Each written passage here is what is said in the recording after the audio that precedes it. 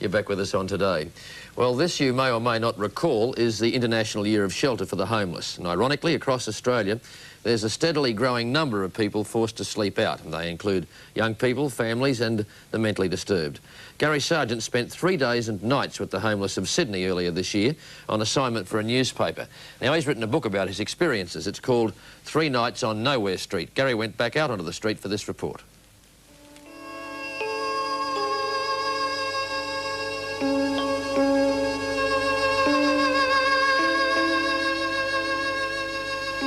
This is Nowhere Street. It could be a street in any city in Australia. This happens to be Sydney.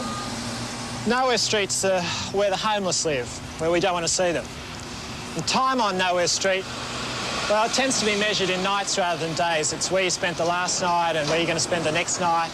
And with my time on Nowhere Street, I spent 1 night in here. It's a Swanton Lodge, which is a refuge for the homeless.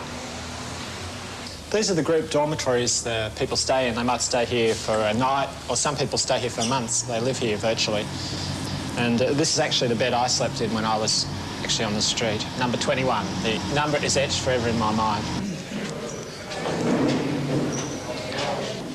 Breakfast, in fact any meal, is like a process line. They queue up, they pick up their meal, they sit down, they ingest nutrition, and then they go back out on the street to do nothing or to drink or just to wander around till I get another meal. This lady I actually almost met anyway when I was at my time on the street, because she was queuing for a meal. That's right. At the Hare Krishna place. She often queues there for a meal.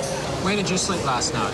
Well, I never tell where I sleep. No, not but where. Different places. Oh, different places. Yes.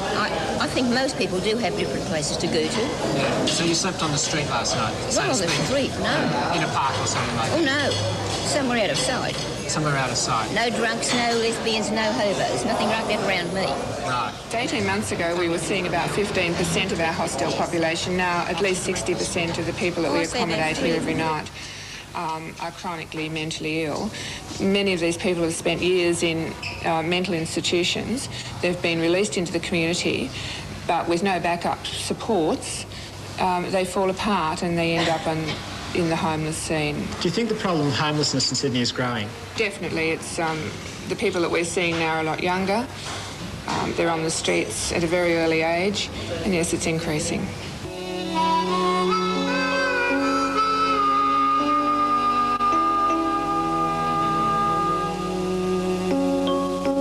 Of course, not all the homeless actually get to stay in refuges. I suppose in some sense they're the lucky ones.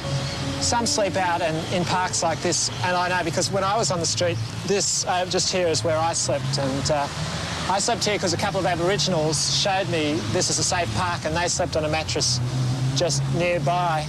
Why this is a fairly good park to sleep in is because, well, for a start, there's chip bark to sleep on, which makes it a bit softer, and there's a wall here, so you can put your back to the wall, so you can only be approached from one side, which makes it a little safer.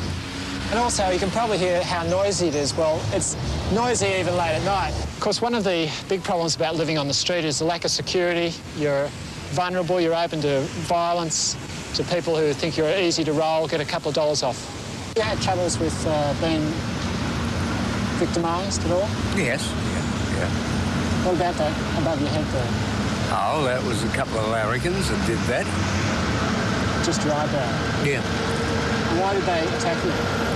For money. Happens all the time around the place. It's funny, when you're on the street, you sort of tend to drift. You sort of fall in the habit of just drifting through your life. You lose the ability to plan in advance because there's nothing worth planning for it. It's International Year of Shelter for the Homeless now, but for a lot of them it'll be just another year that they drift through, days, nights, and there'll just be another series of nights on Nowhere Street.